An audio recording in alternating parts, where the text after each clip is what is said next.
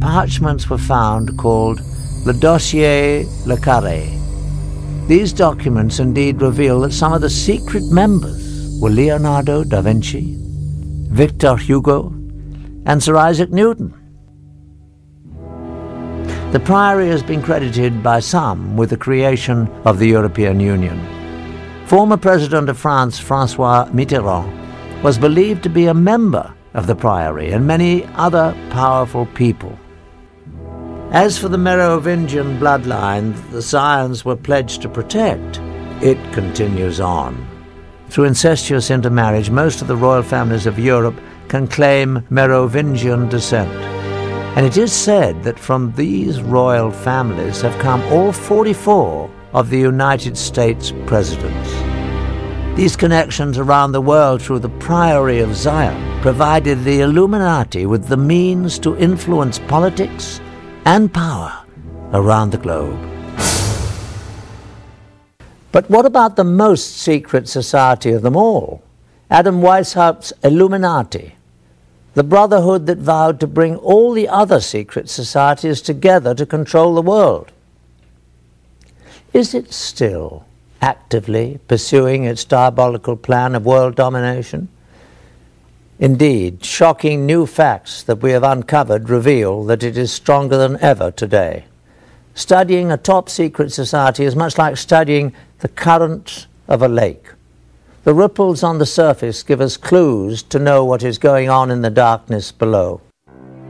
The Illuminati's grand plan required that it infiltrate the governments of all countries around the world. In our extensive investigation, we focused on just one target, the former Soviet Union, to see how it was manipulated by the Illuminati. An effective way to gain control of a government would be to penetrate its intelligence structures. Newly released information from the files of the KGB provides some unprecedented insight. Now that the Cold War is over, some highly classified information is being smuggled out of carefully guarded vaults in what used to be the Soviet Union. With the change to a market economy here, many items never before available to Russians are finding their way to the black market.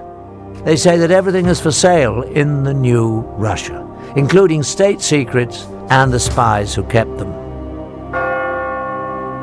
After the collapse of the Soviet Union came the dissolving of the KGB. The new government formed its own new security and intelligence agencies, employing many of the old KGB personnel, but leaving many without jobs. Even those with employment were often not paid as promised. We found that many former KGB employees were eager to give first-hand accounts of their classified activities within the agency for the right price. However, when the subject of the Illuminati was introduced, no amount of money could induce anyone to talk about it.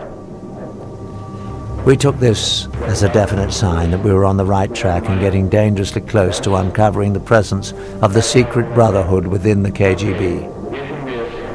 The former KGB employees were willing to direct us to black market sources where we might obtain further information, but at our own peril.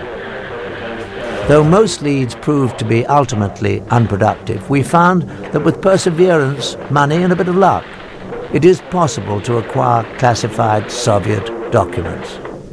Using a hidden camera, we recorded numerous meetings over a period of months in which we attempted to obtain relevant materials. This transaction between one of our Moscow contacts and black market dealers proved to be one of the more successful ventures, though as you'll see, not without a few tense moments.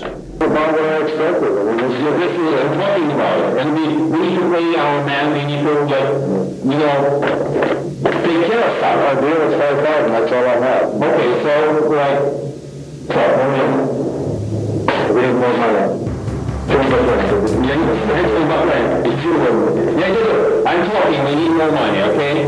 Like, we can get, okay, let's do that. Like, give us 5,000, and that's okay, and the rest you can get, like, tomorrow, the next day, like, whatever. 5,000 is the idea, like, that's it, I can't do that. This is all I have. Okay, so, okay, come on, listen, hey, run him up! Finally safe from the black market dealers, within some of these documents we found corroboration for the most valuable piece of information related to us by the ex-KGB agents. Just as we had been told, indeed, the KGB carefully recorded their activities in documents, films and tapes. And these were kept in storage in a holding facility beneath the KGB headquarters under the highest security.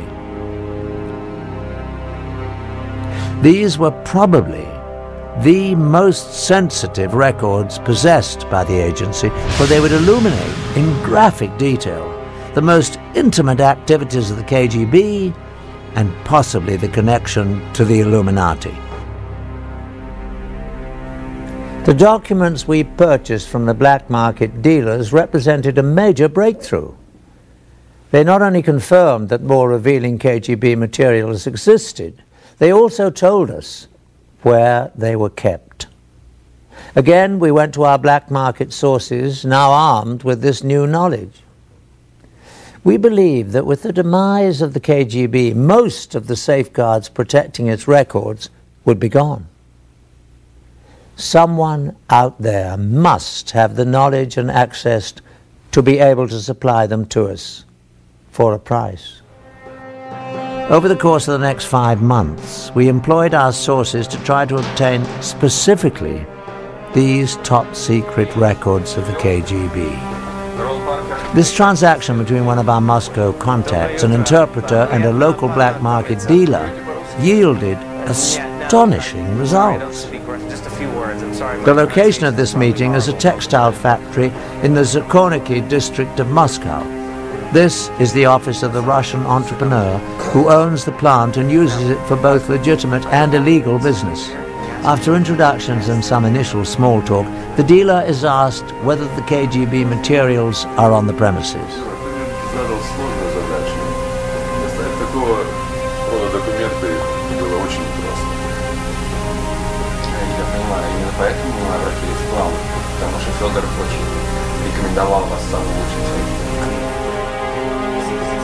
From a safe, documents are produced that relate to the films and tapes the dealer has promised to deliver.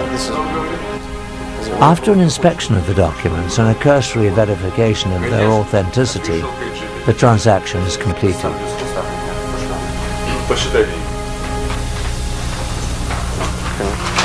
Okay, well, thank you. Спасибо. Пожалуйста. Nice to meet you. Дмитрий Сергеевич, спасибо за вашу работу. Money changes hands, and the tense group is led to another office where the films and tapes are said to be stored.